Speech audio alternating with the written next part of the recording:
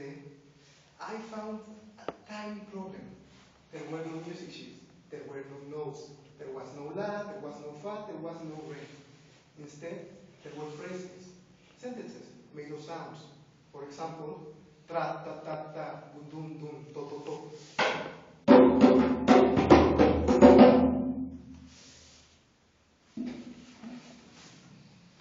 While I kept learning, I realized something. We and the djembe share something in common. We both need certain parts to be able to make a sound, a voice. We need our mouth, or throat, or lungs, etc., etc.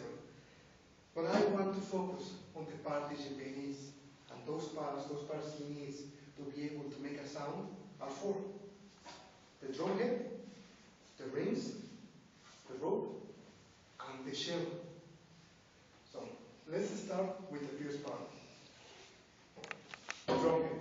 The drumhead usually is made of skin goat, even though it can be from cow, antelope, even a zebra. The purpose of the skin is to begin the sound, and depending on where you hit it, it makes different sounds. If you hit it on the ring, it makes this sound. If you hit it on the middle, it makes this sound.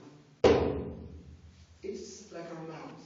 If we didn't have a mouth, we wouldn't be able to articulate. If we weren't able to move our mouth, we would we would sound strange. It wouldn't make sense. And something similar happens with this head. If I weren't able to touch it in many places, it would sound instead of something like that. Now, the second part of the djembe is the rings. The rings are two circular metal objects that are on the top and near the bottom. The purpose of the ring is to help the drumhead and the rope in its place. It's like our jaw. If I didn't have a jaw, I wouldn't be able to talk in an understandable way. Our little head got big. I would speak like that, but did anyone understand me? I guess you didn't. Now, the third part of the djembe is the rope. The rope is, well, it's a rope made of a non-elastic material. And its purpose is to tune the djembe. Allow me to explain. When you tie the rope tightly, it makes high-pitched noises. But if you tie it loosely, it makes low-pitched noises. It's like a vocal cords. If we have long vocal cords, we make loud noises. We talk in a loud way.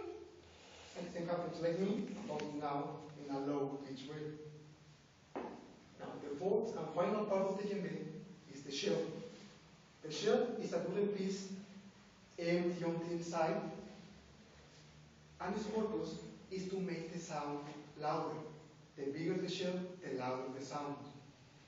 It's like a rubber body.